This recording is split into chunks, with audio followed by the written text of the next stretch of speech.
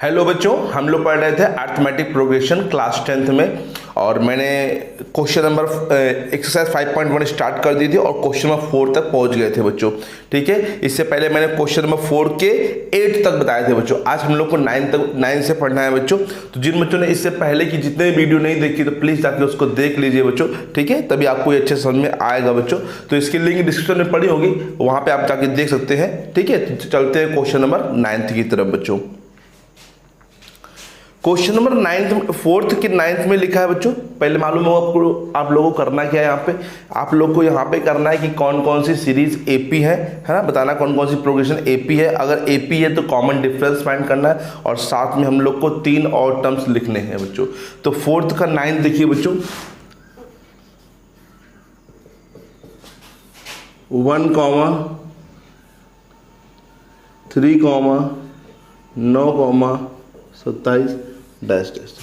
तो पहले चेक करेंगे एपी है कि नहीं है बच्चों। तो देखिए ध्यान से, A2 माइनस A1, 3 माइनस 1 मतलब कितना आएगा 2 बच्चों। या तो ये A1 था, ये A2 था, ये A3 था, ये A4 है।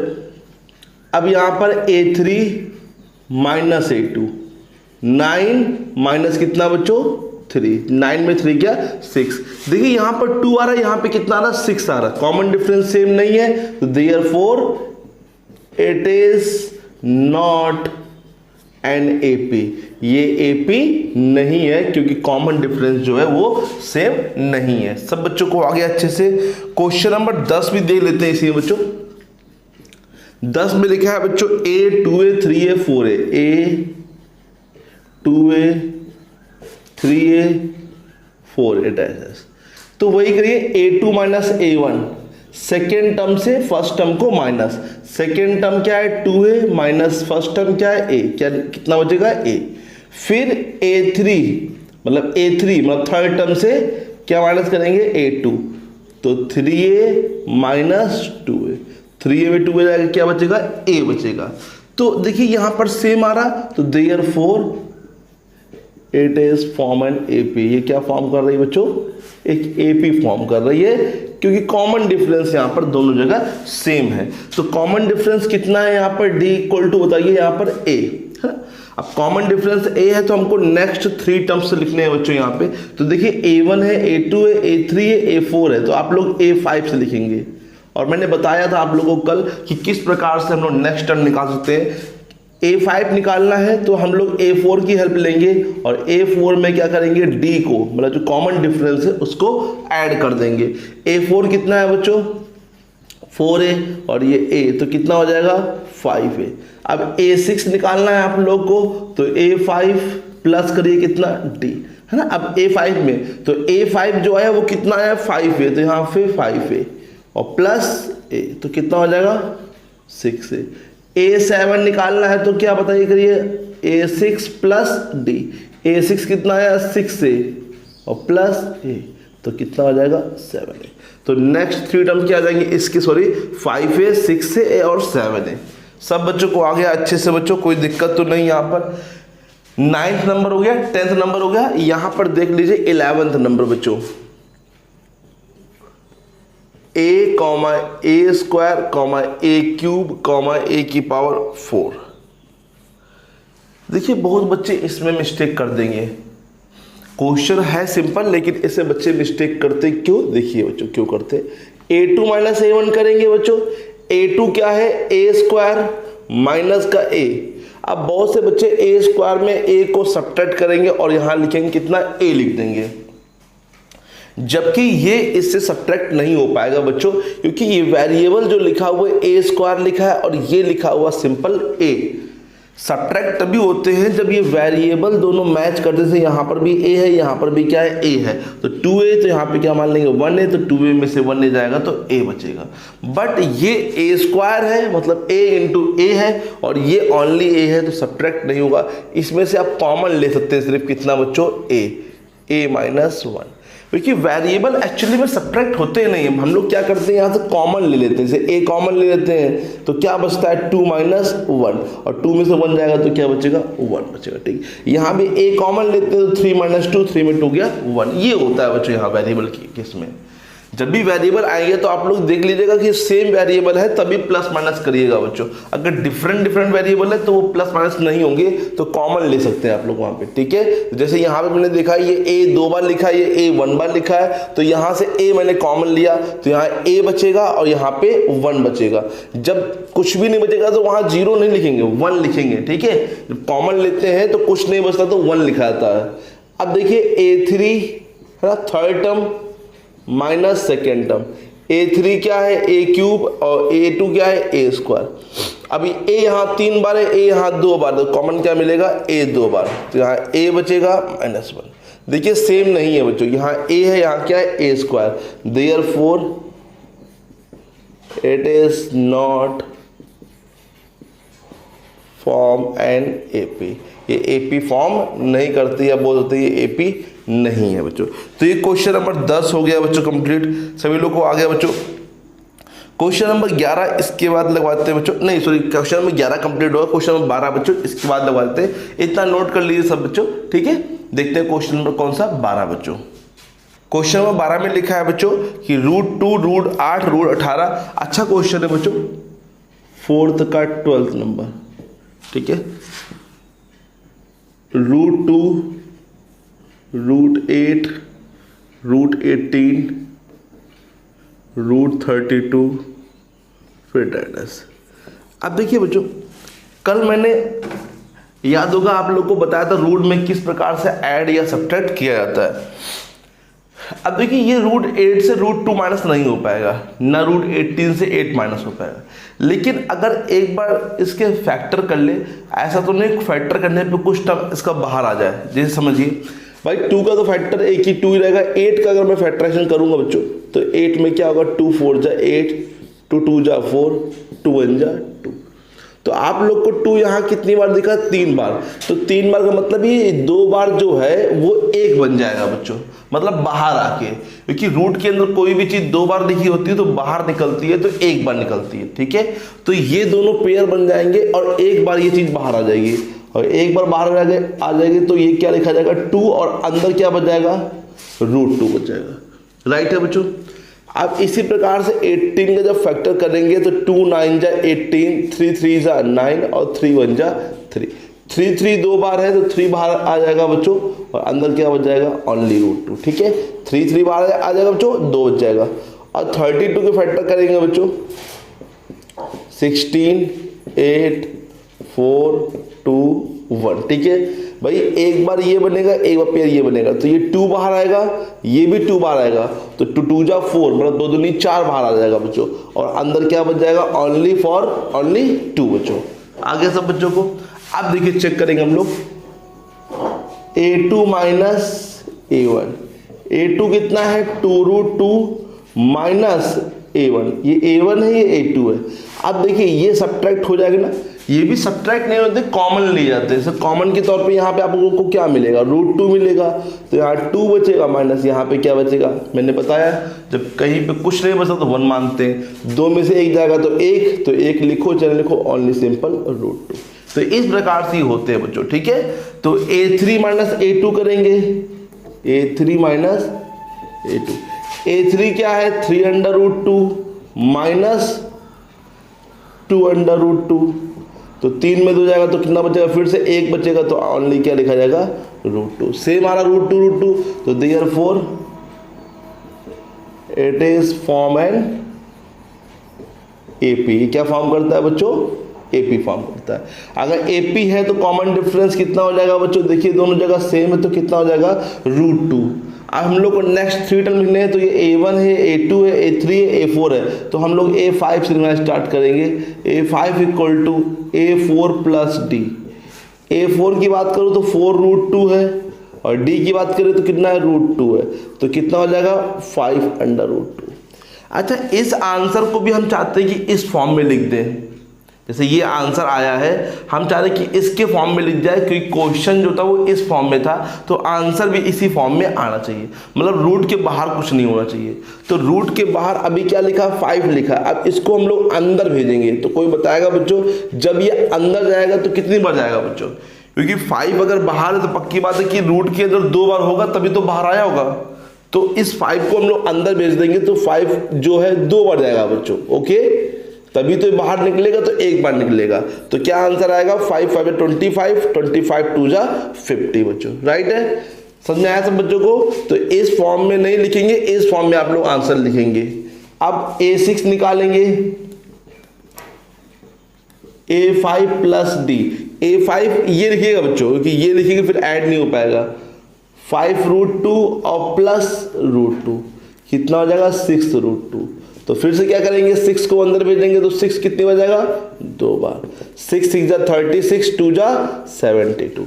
अब A7 निकालेंगे, A6 प्लस D, A6 कितना है बच्चों, 6√2 और प्लस √2, तो कितना हो जाएगा 7√2। समझ में आया, 6 और ये 1 7, 7 फिर से अंदर जाएगा तो 7 × 7 2 बार, ये 2, 7 7 जा 49, 2 जा 98, ठीक है। 7 7 49 और 49 2 जा 98, तो √50, √72 और √98 इसके नेक्स्ट 3 टर्म हो जाएंगे बच्चों। सभी लोग को आ गया। सवाल ये अच्छा है, क्वेश्चन अच्छा है बच्चों, ध्यान से करिएगा सब बच्चे, ठीक है। किस प्रकार से पहले सब्ट्रैक्ट किया है और फिर चेक किया कि हाँ ये AP है, ठीक है। जब भी आप लोग को रूट के अंदर कुछ बड़े नंबर दिखते हैं तो एक बार जरूर फैक्टराइज कर लीजिएगा, और फैक्टराइज करने के बाद कोई भी नंबर आप लोग को फैक्टराइज के अंदर 2 बार दिख रहा है तो इसको एक बार बाहर कर देंगे। जैसे मान लीजिए बाई चांस यहाँ पे कुछ नहीं बचा होता है, जैसे ये दोनों बाहर आ गए होते तो फिर हम लोग रूट नहीं लगाते बच्चों, सिंपल क्या लिखते हैं, 2 लिखते हैं बच्चों यहाँ पे, ठीक है। जब कोई भी चीज रूट के अंदर नहीं बच रही है तो रूट को हटा दिया जाता है बच्चों, ठीक है, रूट को फिर नहीं लगाया जाता है। ये रूट से सभी चीजें क्या आती है, बाहर आ जाती है, तो उस समय रूट का यूज नहीं किया जाता बच्चों। लेकिन अगर कोई संख्या बची हुई, कोई नंबर बच गया तो उस पर रूट लगा के फिर उसे लिख दिया जाता है बच्चों, ठीक है। समझ में आ गया सब बच्चों को। देखिए क्वेश्चन नंबर 13 बच्चों, ठीक है, चलते हैं क्वेश्चन नंबर 13 की तरफ बच्चों। क्वेश्चन नंबर 13 में देखते हैं बच्चों क्या लिखा हुआ है। क्वेश्चन नंबर 13 में √3, √6, √9, देखते हैं बच्चों कैसे करेंगे ये वाला, 4th का 13 सॉरी, √3, √6, √9, √12। अब ये समझिए बच्चों ध्यान से, अब यहां पे √3 के तो फैक्टर होंगे नहीं, 6 के करके देख लीजिए एक बार,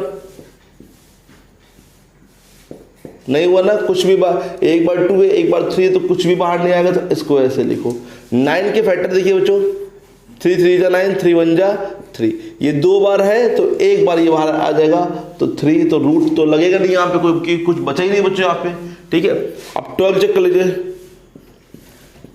2 6 जा 2, 3 जा 3 1 जा, 2 2 2 बार है, एक बार बच्चों बाहर आ जाएगा और अंडर रूट में क्या बच जाएगा 3, ठीक है। देखिए बच्चों A2 माइनस A1,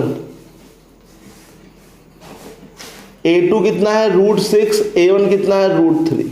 अब ये माइनस नहीं होगा बच्चों, आधे बच्चों का √6 से √3 माइनस करके √3 लिखते हैं यहाँ पे, तो ये गलत जाएगा बच्चों। रूट की वैल्यू माइनस नहीं होती है, ठीक है, ये इररेशनल नंबर है, अपरिमेय संख्या है बच्चों, ठीक है, तो ये माइनस नहीं हो पाएंगी ना। तो इसमें कॉमन, हाँ कॉमन के तौर पर √3 मिल सकता है बच्चों, चाहिए तो आप लोग √3 यहाँ से कॉमन ले सकते हैं, तो √3 कॉमन लेंगे तो √2 बचेगा यहाँ पे, 3 2 जा 6 और यहाँ पे ओनली क्या बचेगा 1।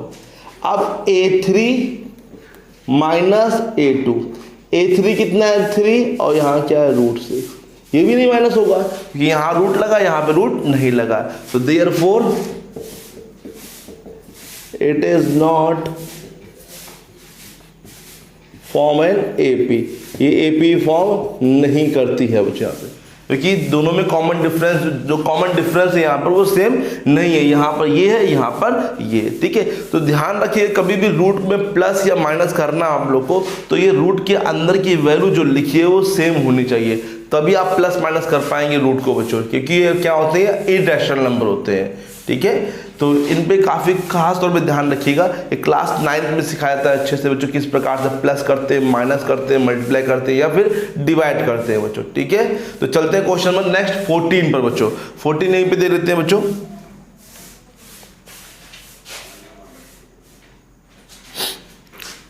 क्वेश्चन नंबर 14 में लिखा है बच्चों 1 का स्क्वायर, 3 का स्क्वायर, 5 का स्क्वायर, 7 का स्क्वायर डेडस। ये चेक करना है AP है कि नहीं, पहले स्क्वायर कर लीजिए। 1 का स्क्वायर 1, 3 का स्क्वायर 9, 5 का स्क्वायर 25, 7 का स्क्वायर 49, तो देखिए बच्चों A2 माइनस A1 करिए, 9 माइनस 1 तो कितना हो जाएगा ये 8, और A3 माइनस A2 करिए बच्चों, तो A3 क्या है 25 माइनस 9, ठीक है 25 माइनस 9, तो क्या बचेगा यहाँ पे 16, यहाँ 8 यहाँ 16, तो therefore it is not form an AP, ये AP नहीं फॉर्म कर रही है, फॉर्म एन AP। ठीक है बच्चों, दोनों क्वेश्चन आ गए, ना 13 में AP है ना तो 14 में AP है। अब बचा है लास्ट क्वेश्चन नंबर 15 बच्चों, तो उसको भी देख लेते हैं बच्चों कैसे करेंगे उसको। क्वेश्चन नंबर 15 में लिखा है बच्चों 1 का स्क्वायर, 5 का स्क्वायर, 7 का स्क्वायर एंड 73। तो 15 नंबर देखिए बच्चों, 1 का स्क्वायर, 5 का स्क्वायर, 7 का square and 73 dash dash dash. अब यहां पे भी स्क्वायर करेंगे तो 1 का स्क्वायर 1, 5 का स्क्वायर 25, 7 का स्क्वायर 49 और ये 73। अब ये चेक करेंगे AP है कि नहीं है, तो इसके लिए हम लोग क्या करेंगे A2 माइनस A1, 25 माइनस 1 कितना हो जाएगा 24, ठीक है। अब A3, अब तो बहुत बच्चों को आ गया होगा बच्चों, बहुत क्वेश्चन लग गए यार, ये तो है ना 15 पे आ गए, सेम क्वेश्चन है, सेम तरीके से लगा रहे हैं बच्चों, तो बहुत सब बच्चों को आ गया होगा यार। अब A3 क्या है 49 माइनस 25 कितना आ जाएगा 24, ठीक है। तो देयरफॉर सेम आ रहा है ना दोनों में, it is form and AP, ये क्या फॉर्म कर रहा है बच्चों AP। तो यहां पर D कितना हो जाएगा, D कितना आया दोनों में 24, ये A1 है, ये A2 है, A3 है, A4 है। अब निकालेंगे क्या A5, क्या करेंगे A4 में D प्लस करेंगे, A4 कितना है 73 प्लस 24, 4 3 7 और 9 2 7 2 सॉरी 9 97। A6 निकालेंगे तो A5 में क्या करेंगे D ऐड करेंगे, A5 कितना है 97, ऐड कितना करेंगे 24, 7 4 11 9 2 7 4 11 9 2 11 1 12 121।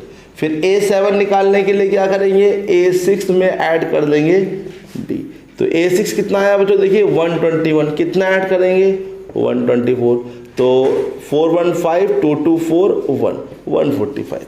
तो नेक्स्ट थ्योरम क्या हो जाएगा 97 121 एंड 145, ठीक है। सब बच्चों को आ गया अच्छे से, तो यहाँ तक तो कोई दिक्कत नहीं है बच्चों। फर्स्ट एक्सरसाइज पूरी कंप्लीट हो गई, मैंने पूरी कंप्लीट कर दी, हर एक क्वेश्चन में लगा दिया बच्चों यहाँ पे, ठीक है।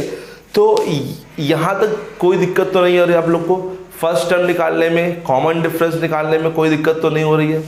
सब लोग को फर्स्ट टर्म निकालना, कॉमन डिफरेंस निकालना अच्छे से आ रहा है बच्चों।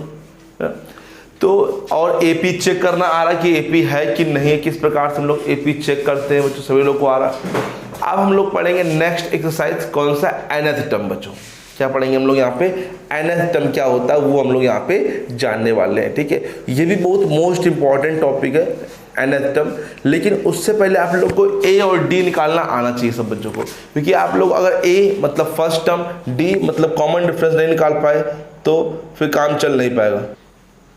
तो बच्चों अब हम लोग स्टार्ट कर रहे हैं nth टर्म। nth टर्म क्या होता है वो जान लेते हैं, फिर इसके क्वेश्चन जो है कल से स्टार्ट करेंगे। nth टर्म देखते हैं बच्चों सबसे पहले, तो सब बच्चों डालिए heading nth term of an AP। nth term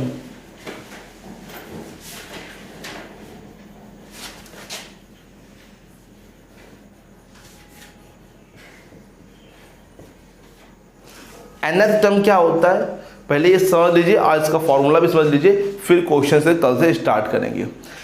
nth, जब भी आप लोग को ये दिख जाए nth th दिख जाए, ठीक है, यहाँ पे आप लोग को nth दिख जाए, तो nth को मैंने बता रखा था पहले भी फर्स्ट एक्सरसाइज में, nth टर्म को डिनोट जो करते हैं वो a और छोटे वाले n से करते हैं। nth टर्म को A और N से डिनोट करते हैं। ये N बच्चों अलग नहीं, इसी में है, N छोटा सा लिखा जाता है यहाँ पे, तो ये जो पढ़ा जाएगा तो क्या पढ़ा जाएगा nth टर्म पढ़ा जाएगा बच्चों, ठीक है। nth टर्म क्या हो जाएगा A और नीचे क्या हो जाएगा N हो जाएगा, ठीक है।